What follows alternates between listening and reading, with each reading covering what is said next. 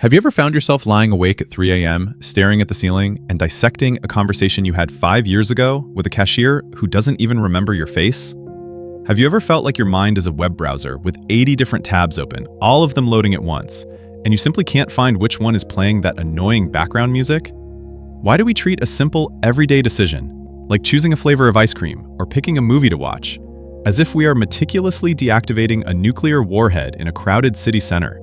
Is it possible that our greatest evolutionary gift, the ability to think, has somehow malfunctioned and turned into our most exhausting prison? Welcome to the complex, crowded, and often contradictory world of the overthinker, a place where the scenery is breathtakingly detailed, but the exit signs are strategically hidden.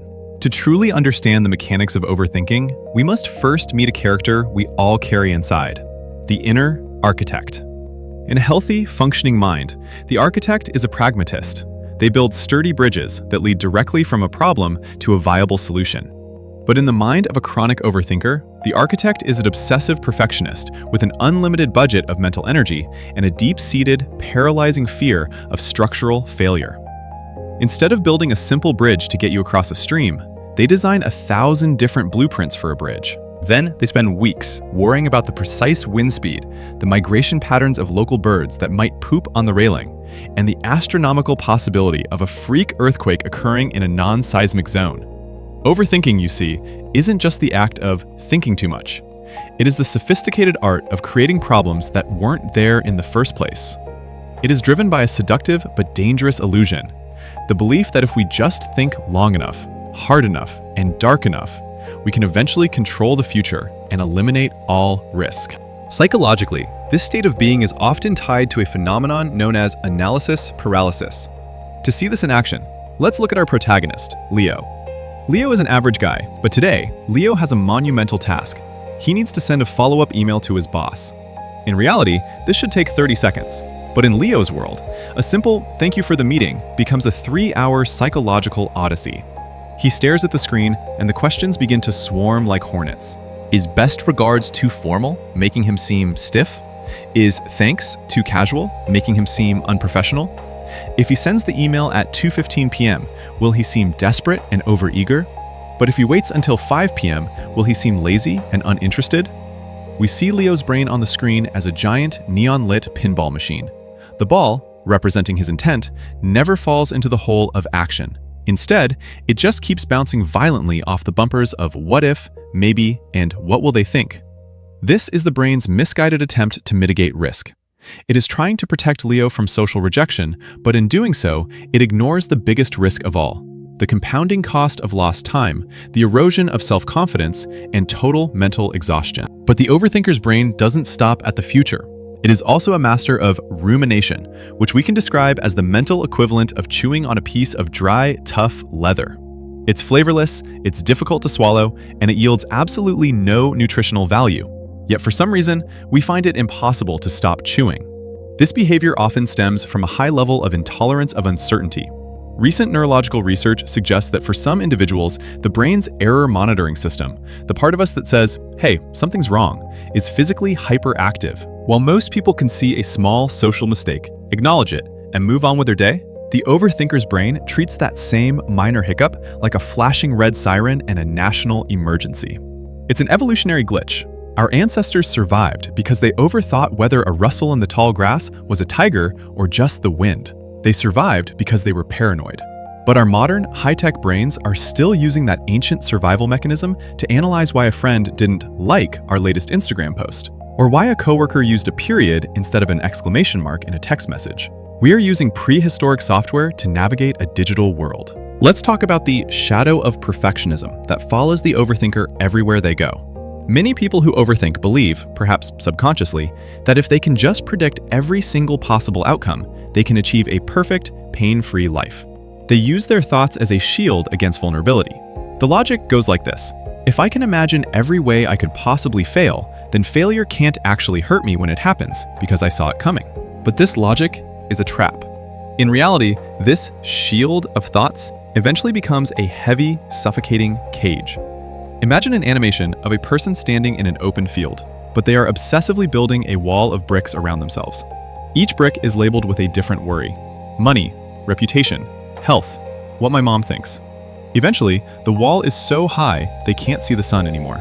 They are technically safe from the world's unpredictability, but they are also completely trapped away from the world's beauty. They have traded their freedom for the illusion of safety. One of the most socially isolating and exhausting aspects of this psychology is what we call social overthinking, or more formally, post-event processing. Imagine the scene. A party has ended.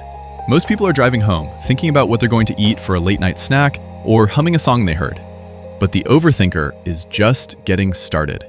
As they lie in bed, they begin replaying the entire night in high definition, like a director reviewing raw footage. They zoom in on a slight stutter they had during a joke.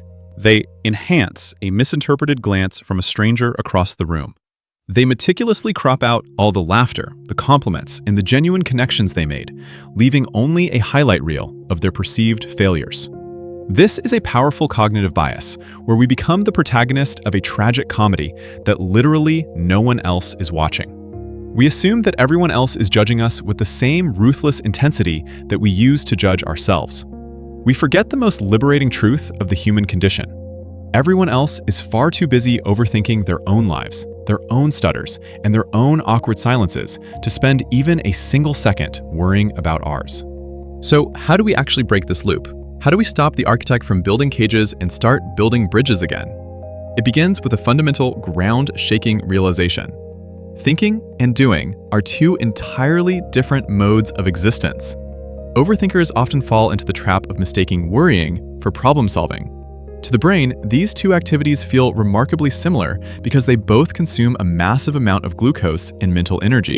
But while problem solving moves the needle and changes your reality, worrying just keeps you spinning in place. To combat this, we need to introduce the 5-minute rule into our daily lives. It's a simple filter. If a decision or a problem won't matter in 5 years, you are legally not allowed to spend more than 5 minutes agonizing over it. We must learn to move from being maximizers, people who need the absolute best choice, to satisficers, people who can accept a good enough outcome. Good enough is not a sign of failure. It is the ultimate antidote to the poison of perfectionism. We also have to accept a difficult truth. The goal isn't to stop thinking.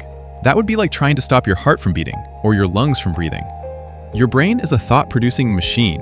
That's its job. The goal is to change your relationship with those thoughts. Imagine your mind is a grassy hill next to a busy highway. Your thoughts are the cars and trucks passing by. The overthinker's mistake is trying to jump out into the middle of traffic to stop every single car, inspect the driver's license, and ask the vehicle where it's going and why it's painted that specific shade of blue.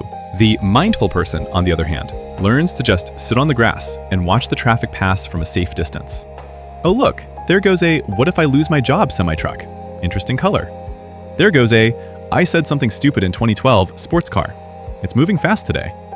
By labeling the thoughts, calling them worries or memories or fantasies, rather than living inside them, you reclaim your seat in the driver's chair of your own life.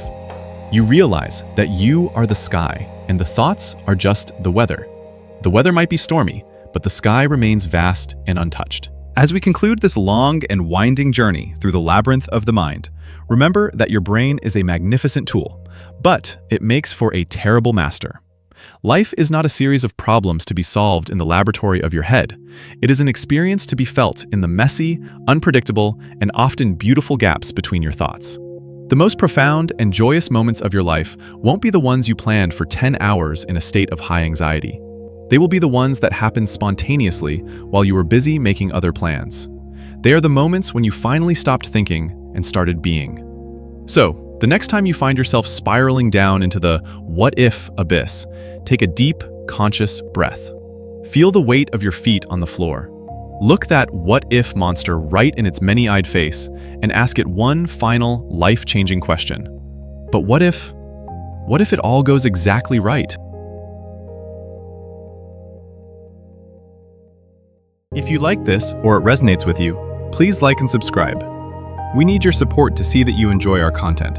It's our sign to keep going and bring you even more stories.